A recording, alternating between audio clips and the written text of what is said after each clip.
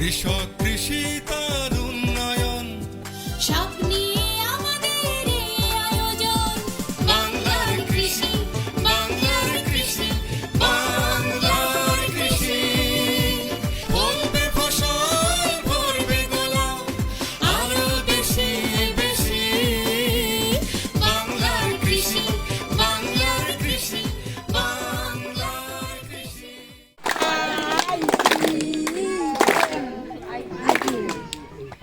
কৃষক কৃষি তার উন্নয়ন সব নিয়ে আমাদের এই আয়োজন। বাংলার কৃষি বাংলার কৃষি বাংলার কৃষি। পোকা তো খেতে তো কত দূর থেকে আসি না, খেতে তো দেখি এগুলো কি, এগুলো পোকায় নাকি? হাই হাই গো, আমার তো সর্বনাশ করে দিচ্ছে, খেতে তো পোকা ধরছে। আজকে ওষুধ দিতে হবে, এখনো যেতে হবে। এই মনিমা, মনিমা তুমি দেখা আসো। মনিমা, আমার তো সর্বনাশের মাথায় বাড়ি পড়ে গেছে। সর্বনাশ কি হয়েছে? ওই যে আমার খেতে গাছছি, ভুট্টা খেতে তো পোকা ধরে গেছে, সর্বনাশের মাথায় বাড়ি। এখন আপনি আমার ব্যাগ দেন, আমি ওষুধ নিয়ে আসবো। আপনি যদি ওষুধ আনতে যাচ্ছেন তা তুমি এখন সবজিও নিয়ে আসেন। কি কি সবজি নাই? বেগুন আনেন, আবার এই যে ফুলকপি টুলকপি এগুলো নিয়ে আসেন। এগুলো নিয়ে আসবো না? আচ্ছা ঠিক আছে, আমার অনেক ওষুধ কিনা লাগবে, আমার খেতে পোকা ধরছে, ওষুধ নিয়ে আসি আগে, বাজারে যাই। ভাইয়া সবজি আছে নাকি? আচ্ছা বেগুন সবজি কি টাটকা হবে? টাটকা হবে, আজই ছিঁড়েছিলে। বেগুন আপনার কতগুলো লাগবে? আমার দেন, আমাকে কেজি খানেক দেন, প্রকৃত বেগুন দেন, মরিচ দিয়েন, পেঁয়াজ দিয়েন, দেন। দাদা আমার তো সর্বনাশ হয়ে গেছে দাদা, এটা কি হয়েছে বলুন তো? আমার তো খেতে পোকা ধরে গেছে দাদা। কি পোকা ধরছে? এই মাজরা পোকা ধরছে দাদা, মাজরা পোকা মানে ভুট্টা খেতে? ভুট্টা খেতে পোকা ধরছে দাদা। ভুট্টা খেতের জন্য আপনি নিয়ে যান, আপনার যে জমজমা কি কি সেগুলো নিয়ে আপনি স্প্রে করলে আপনার কিছু হবে না। কিন্তু ওষুধটা তো মানে দাদা আপনি ওষুধ বেচেন নাকি? হ্যাঁ, ওষুধ বিক্রি করি আমরা। আরে দাদা আমাকে ওষুধ দেন দাদা, তাহলে ওষুধ ওষুধ দিলে কাম হবে তো? হ্যাঁ, ওষুধ দিলে কাম হবে, কিন্তু দাদা, আপনার ভাই শোনেন, আপনার ওষুধ এগুলো কাম হবে দাদা? কাম হবে, 100 কাম হবে।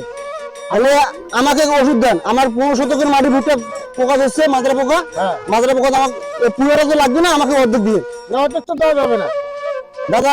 দেখেন দাদা, 50 মিলিগ্রাম। আচ্ছা টাকা বেশি নিয়ে আমাকে দিন দাদা। আপনার মনে করেন আপনার আর কি আপনার ভুট্টা খেত নাই, আপনার ওই ভুট্টা খেতে দেন, আর ওষুধটা দিবেন আপনার একটার পর।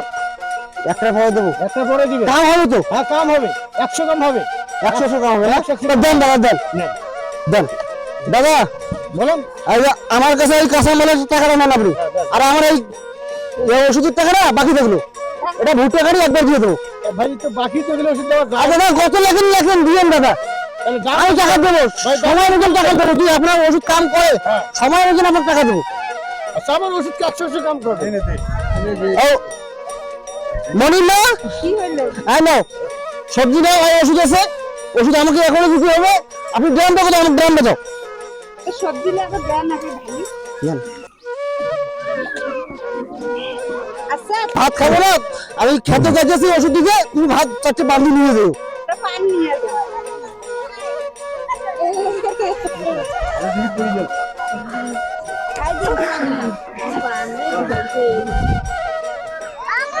আজকে পোকার বংশ ধ্বংস করতে যা খাওয়া লাগে, আজকে বংশ ধ্বংস করে দেবো।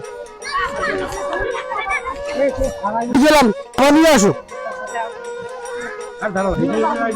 গুরু উপায় বলো না, জলম দুঃখী কপাল পরা গুরু আমি আগে না। আজকে পোকার বংশ ধ্বংস করতে যা খাওয়া লাগে।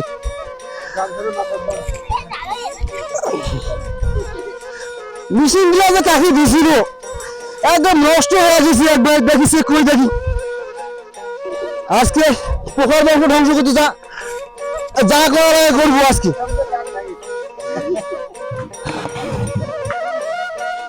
ওষুধ যে কিরকম ভাবে দিয়ে হলো তাও তো শুনলাম না। এখানে তো 15 শতকের মাটি 2 গ্রাম ওষুধ দেওয়া লাগবে, এখন কি ভাবে দিয়ে করলো না। আর দিয়ে আজকে যা খাওয়া লাগে 1 2 3 হবে। যা তাও দিদি যা কি আর হবি আস কপালে হ্যাঁ পোকা বংশ ধ্বংস করতে যা খাওয়া লাগে করবো আজকে হ্যাঁ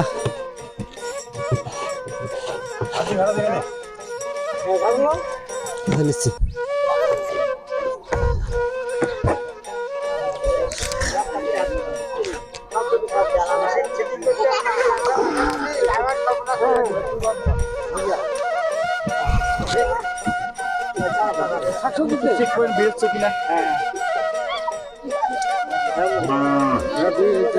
একবার শেষ করে দিছি মেশিনটা যে কাকুতি দিয়েছে একবার মেশিনটার অবস্থা শেষ আজকে বাড়ি জায়গায় লই যাবে তারপর ওর কি একদিন আমার একদিন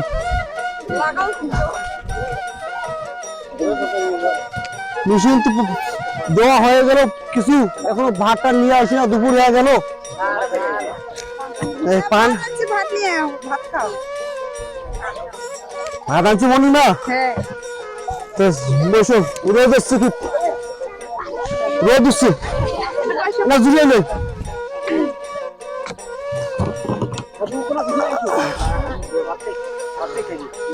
ভাত মুখ ধোয়া যে ওষুধ দিছে এই ওষুধ কি কামে করবে পোকা মেরেছে না দেখতেছি আমি আর কি মরবো অতই খাই দেখ হাত ধুয়ে খাও না হবি কিছু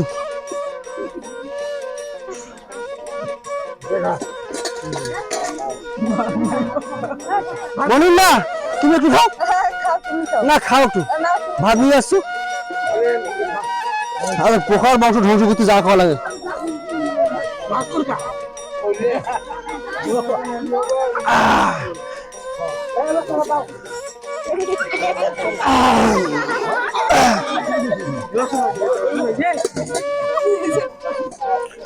বলুন না এগুলো নিয়ে যাও আজকে পোকার বংশ ধ্বংস করতে যা খাওয়া লাগে আজকে আমি শেষ করে দিয়ে যাব আর 1 গ্রাম ওষুধ দেওয়া লাগবে তো বাকিটা দিয়ে চলে যাও বলুন না পানটা খেয়ে নেই খাও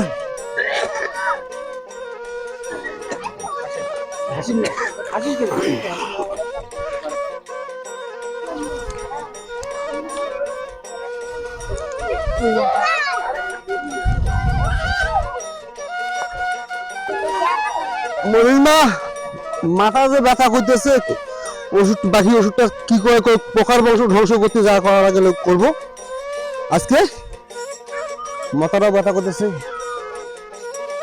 কি বেলা কি চলে গেল নাকি মনে না ম্যাগ লাগছে নাকি দেখো তো মনে না হ্যাঁ ম্যাম তো নাই রোদ হইছে আমি তো ম্যাগ লাগতেছে দেখতেছি বৃষ্টি আসবে নাকি না বৃষ্টি তো আসবে না তোমার মা মনে না আমার মাথাটা ঘুরতে আছে কেন মনে না গেলাম মনে না এখন কি হইল গো এখন কি হইল গো হায়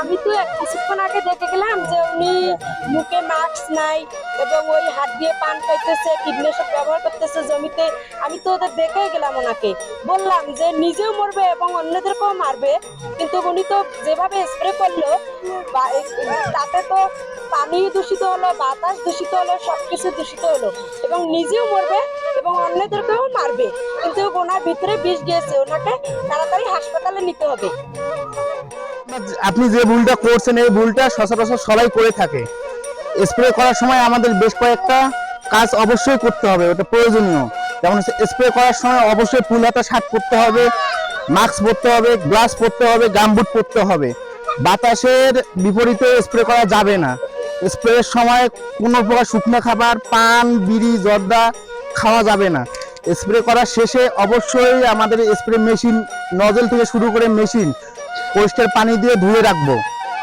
এবং স্প্রে শেষে আমাদের শরীরে যে কাপড় চোপড় থাকবে পরিষ্কার পানি দিয়ে সাবান পানি দিয়ে আমরা ধুয়ে নেব এই কাজগুলো আমাদের সবাইকে করতে হবে আমরা নিজেরা সচেতন হব অন্যদেরকে সচেতন করব ধন্যবাদ এবং আপনারা ধারণ করতে পেরেছেন আমরা যে মেসেজটা আপনাদেরকে দিতে চেয়েছি এর মধ্যে সেটা আপনারা নিতে পেরেছেন কারণ আমাদের স্কুলটার নাম কি আইপিএম কিশোর মাঠ স্কুল আইপিএম এর মানে হচ্ছে ইন্টিগ্রেটেড পেস্ট ম্যানেজমেন্ট, বাংলাটা হচ্ছে সমন্বিত বালাই ব্যবস্থা। মোহাম্মদ জরিফা বেগম, 7 নং খালসা সাপানি ইউনিয়ন উপজেলা ডিমলা পক্ষ থেকে আমাদের স্যারকে অনেক অনেক শুভেচ্ছা জানিয়ে আমাদের বক্তব্য এখানে আমি সমাপ্ত করলাম।